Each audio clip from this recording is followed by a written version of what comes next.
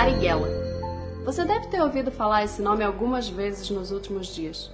Esse é o título do filme dirigido por Wagner Moura que acaba de ser lançado no Festival de Berlim. A obra é baseada na vida do baiano Carlos Marighella. Mas quem exatamente é esse sujeito e por que ele desperta tanto amor e ódio?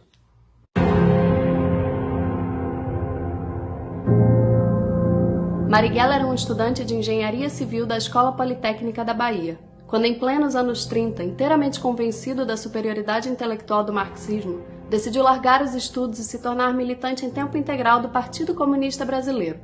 Nele, combateu a ditadura de Getúlio Vargas, foi preso por subversão e torturado, solto pelo regime e eleito deputado federal constituinte, quando acabou cassado. Nos anos seguintes, ainda ativista, Marighella passou uma temporada na China de Mao Tse-tung, onde conheceu de perto a Revolução Cultural, antes de embarcar para Cuba, no coração do castrismo, onde aprendeu tudo o que precisava sobre a luta armada.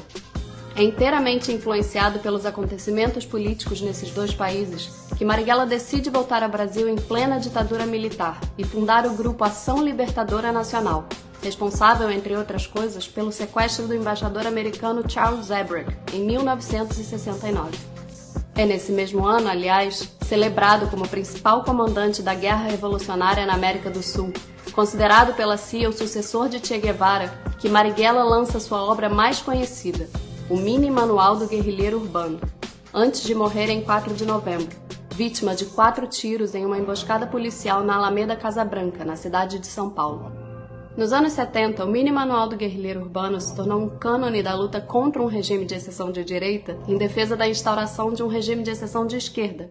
Nele, Marighella defendeu táticas de guerrilha como o assassinato de pessoas, o preparo de bombas molotov, granadas, minas e artefatos de destruição caseiros, a falsificação de documentos, o sequestro de residentes ou turistas norte-americanos, além de assaltos, greves e ocupações e técnicas de sabotagem contra a economia do país, a produção agrícola e industrial e os sistemas de comunicação e transporte. O plano era complexo. Sequestrar o Estado brasileiro assassinando chefes e assistentes das Forças Armadas e da Polícia e expropriar os recursos do governo e daqueles que pertencem aos grandes capitalistas latifundiários e imperialistas. E para conquistá-lo, Marighella não teve o menor receio de defender explicitamente o terrorismo. No Mini Manual, ele afirmou que o ato do terrorismo, fora a facilidade aparente na qual se pode realizar, não é diferente dos outros atos da guerrilha urbana e ações na qual o triunfo depende do plano e da determinação da organização revolucionária. É uma ação que a guerrilha urbana deve executar com muita calma, decisão e sangue frio. Ainda que o terrorismo geralmente envolva uma explosão, há casos no qual pode ser realizada a execução ou incêndio sistemático de instalações, propriedades e depósitos norte-americanos, fazendas, etc.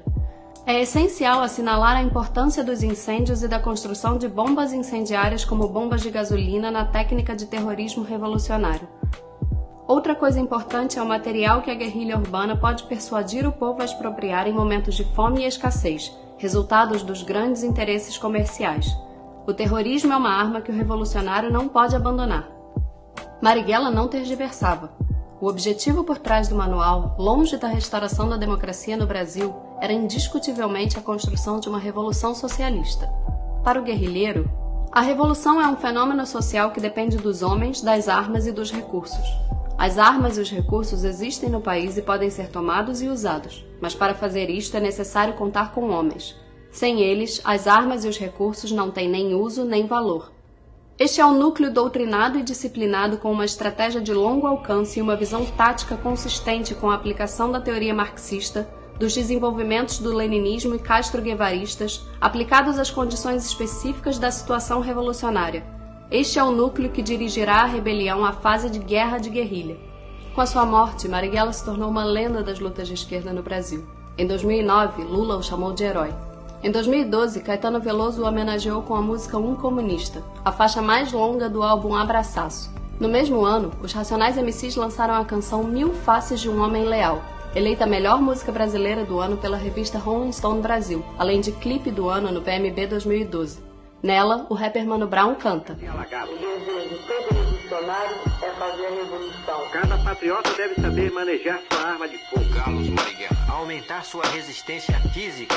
Carlos Marighella. O principal meio para destruir seus inimigos É aprender a atirar. Carlos Marighella. Carlos Marighella. Marighella foi desses personagens típicos do subdesenvolvimento latino-americano, e sua história é amplamente romantizada como a de um herói mulato genuinamente nacional, um produto do humanismo comprometido com a demolição dos estados totalitários, defensor dos fracos e oprimidos, quando tudo o que pôde oferecer ao mundo foi a apologia ao terrorismo, a defesa de ideias econômicas inegavelmente catastróficas, a atuação junto a alguns dos maiores genocidas do século XX e uma tentativa fracassada de constituir uma ditadura de esquerda no Brasil, apelando para assassinatos, sequestros e assaltos à mão armada. E nada disso é uma opinião, matéria de ranço ideológico.